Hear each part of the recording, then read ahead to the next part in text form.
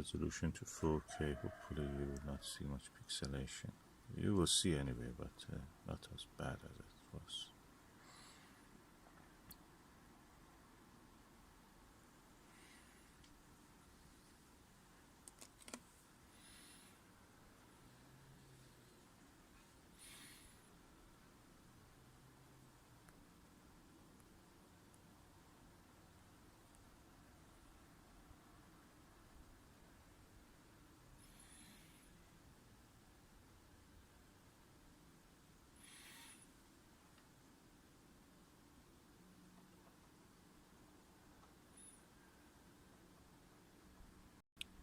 What you see is now passing the center of the picture, hopefully, is what is called as Aristarchus Plateau.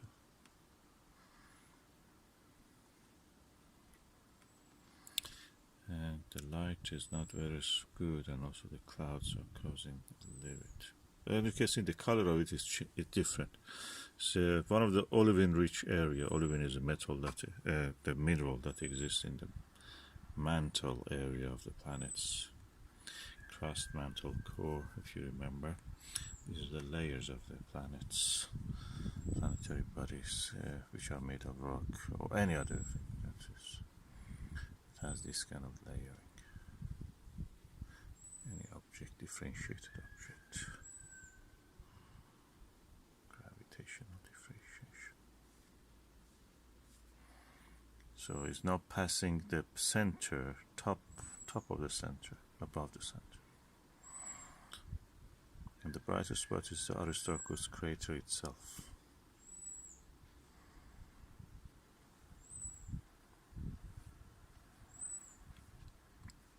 And to the lower part of the image you can see the Lunar gamma.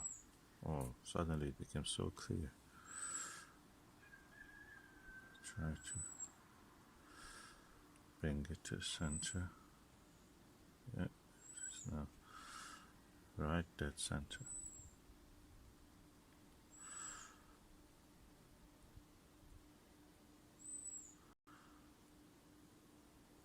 I'm doing all this with my mobile camera, but I use a bracket. It's one of these ones that I bought, Digicam attachment adapter. I bought it from China. Really, I'm happy with the result.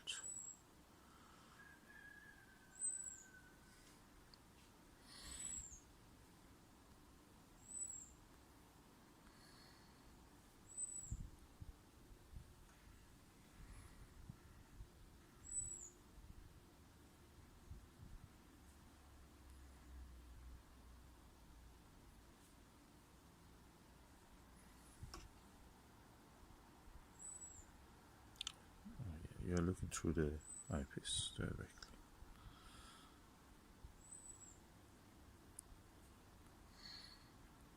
I just enjoy the view.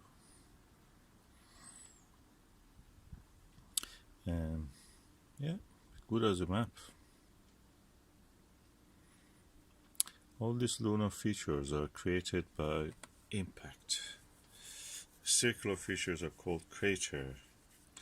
Well, the craters to me are superficial because what you see is the geological feature like mountains, faults, even faults. I've seen some faults, can you believe it, and some thrust faults and faults. You have to look for them. And as my skill in digiscoping increases, I will try to show you more of these features. Aristarchus again is at 2 o'clock, and at 2 o'clock or 3:30 you can see the tiny dot of the Lunar gamma, that magnetic anomaly. The superficial feature, they say that is because the soil of the moon, the lunar soil in that part, due to the magnetic field, could not be weathered, blackened, darkened by the solar wind, and that's the reason they have remained bright. They deflect the charged particles. You know that charged particles deflect in the magnetic field. So if there is a magnetic field there, although weak, it is working. the interesting anomalies. You can imagine if you're a science writer, science fiction writer, you can write about that. Is a city or something trying to protect itself from the damaging and carcinogenous effects of the sun and magnetic storms from the sun. Yeah, that's actually I made a good story. If you're writing, write it. You can write. Just give credit to me. Hertfordshire.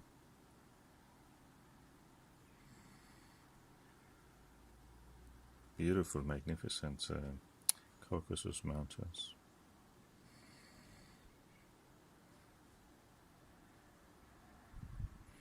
And the moon is spherical. Clearly you can see. When I focus on the edge of the picture, the side of it is out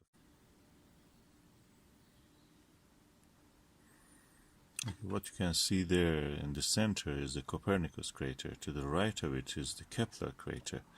And the dot, tiny dot to the right of that Kepler, near the edge of the white area, where the down to it a little lower is a black dot, that's Grimaldi.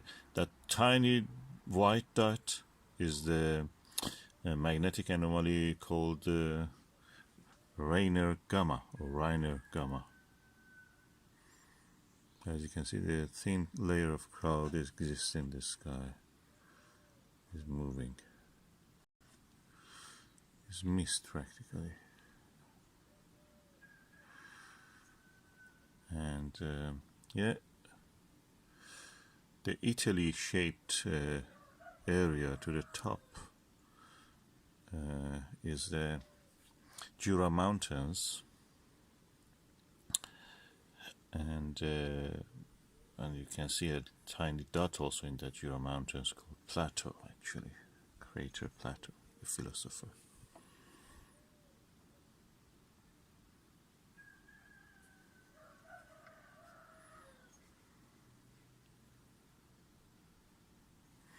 The bright dot to the 2 o'clock in this image, if you imagine the top part is 12 and lower part is 6, at 2 o'clock of the image, in the middle of the, in somewhere in the black patch, the white dot is Aristarchus, and the area around it is Aristarchus Plateau, the volcanic area.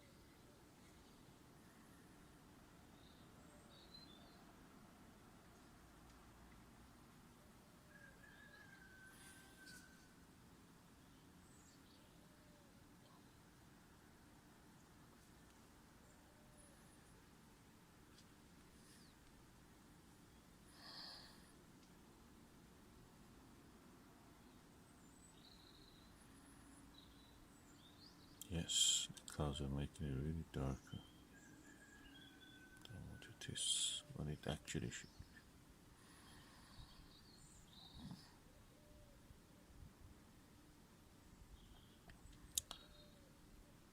be. Yeah, and the circular feature black circular feature on the top. At 12 o'clock is the big black circle, is the Mare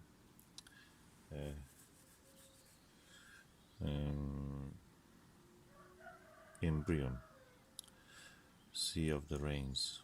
And to the lower part of it, at 7 o'clock of that circle, what you can see is the mountains of the Apennine. Apennine.